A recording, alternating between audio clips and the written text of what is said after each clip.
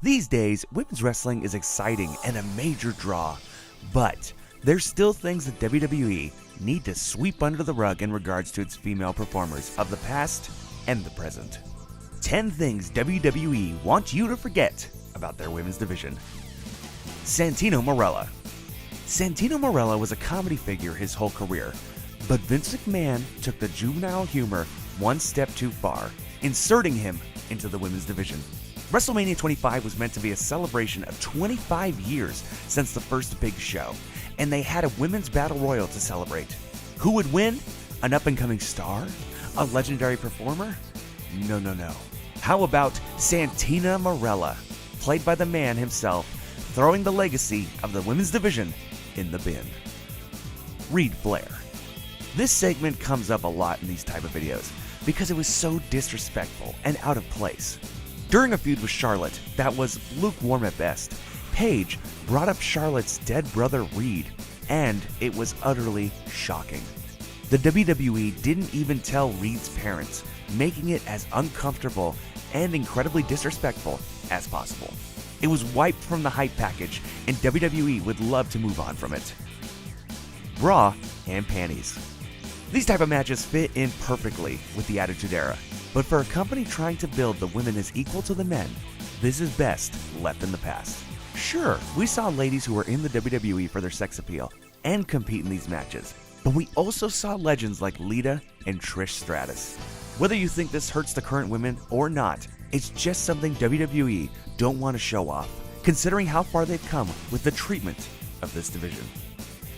The adult industry. WWE have had some women leave and tarnish their legacy in the company's mind, and this is one of the major contributors. Since leaving, Chyna, Sunny, and many others have gone into the adult industry, and the WWE looks down upon this. Triple H even admitted that Chyna wasn't in the Hall of Fame because he didn't want his kids searching for her name online.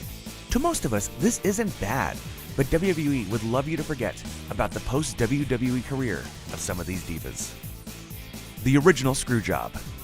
We know about the most famous screwjob of all, but the WWE has done a good job of making fans forget about another infamous moment. It happened in the 80s, right after the rising star Wendy Richter won the women's title from the Fabulous Moolah. In a defense later on, she faced the Spider, who completely threw the booking out the window, forcefully pinning her for the win. It turned out to be Moolah, and Richter left the arena in anger, straight away, never to return. She was inducted into the Hall of Fame recently, but this moment slipped the WWE's mind when reminding fans of who she was. Trashing the title. This will go down as perhaps the true beginning of the Monday Night Wars, but a moment WWE doesn't proudly show. Alundra Blaze was the reigning women's champ, but decided to make a statement on her way out the door and into WCW. She threw the title in the bin, signifying which promotion she thought was superior. She did pull it out of the trash in her Hall of Fame speech, but the sight of a championship belt in the trash isn't a good thing. Deborah wins? We all know the Attitude Era was synonymous with terrible treatment of women's championship, but this tops it all. Deborah had an association with Jerry the King Lawler and was a particularly huge star due to her flat-out sex appeal. It's bad enough she even won the title, but how she did it was just as bad. She competed in an evening gown match and would win by removing Sable's garments. She was stripped, but Shawn Michaels declared the loser would be the winner. So Deborah won the women's title by losing the match. Yep. Pink slip or Playboy.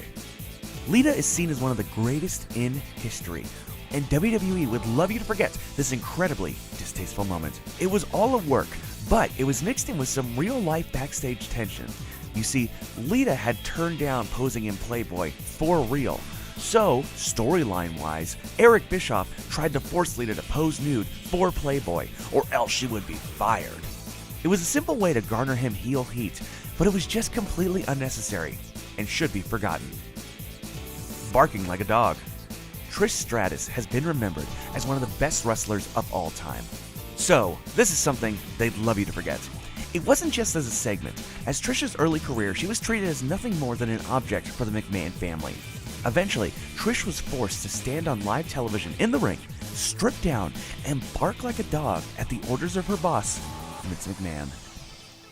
Moolah's crimes. The WWE has painted the fabulous Moolah as a trailblazer and one of the best in history. But oh man, does she have a trail of dark incidences throughout her career.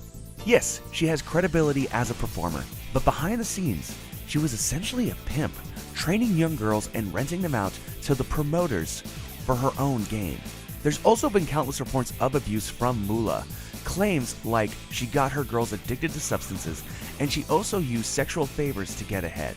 She's now in the Hall of Fame, so WWE have obviously forgotten, because they wouldn't want you to remember one of the best of all time associated with such depravity. Don't forget to like this video, share it, and subscribe, and remember to be grateful for the women's wrestling we have today, because fans of old weren't so lucky.